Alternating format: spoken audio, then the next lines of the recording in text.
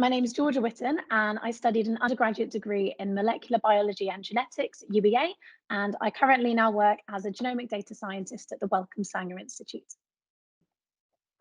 So, non-traditional background is the fact that I was going through my undergraduate degree, being a carer for my grandma, which meant that I wasn't always able to think about university as my full-time priority, and I also had to work full-time to finance my life whilst doing so.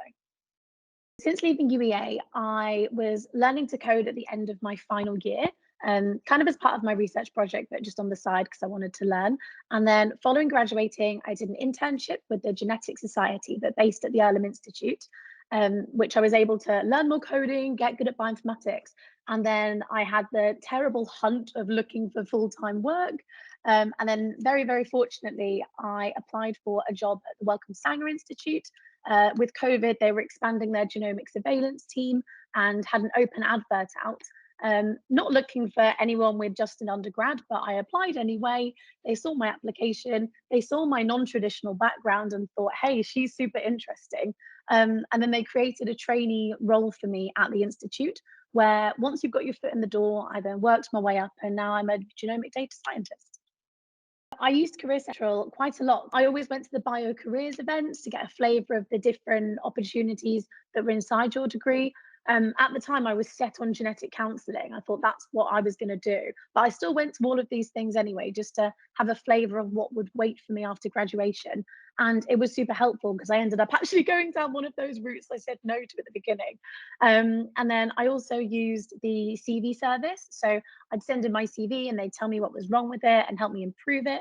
And then when I was applying to the scientific training program, I sent in my application and they went through it with me. So they were really, really helpful in terms of giving you that confidence to apply for these roles that you're not too familiar with. As a genomic data scientist, I kind of sit quite further downstream in the terms of analyzing genomic data. So you've got people who are sequencing the samples, then you've got a bioinformatics pipeline that turns that into analysis ready data. And then as a genomic data scientist, I then get the outputs of this analysis ready data and I try and answer those scientific questions that we really care about. So I currently work on malaria, specifically the parasite of malaria. And so the main things we care about in the parasite of malaria are drug resistance. So we can look at changes in the DNA of the malaria parasite to see if it's becoming resistant to certain drugs. Is that happening in a specific country, a specific time frame? So we can look at all these things we really care about in terms of making public health better for malaria endemic countries.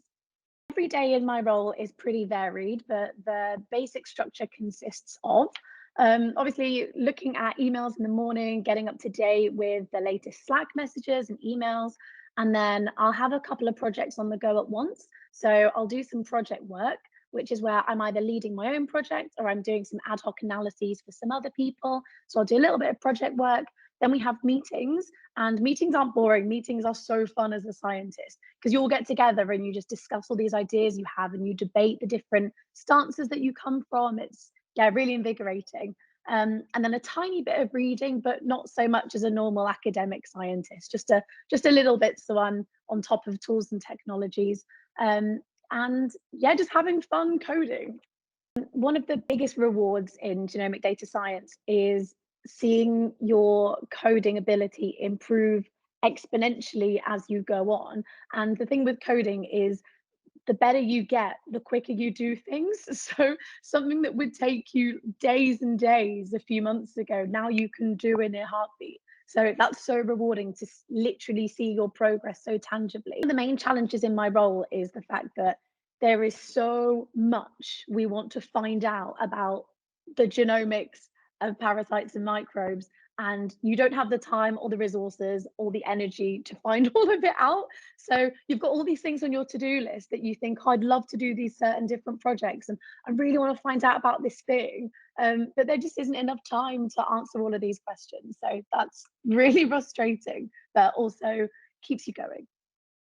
One thing you can do is kind of utilize the things at UEA that are a bit outside the box and a bit different.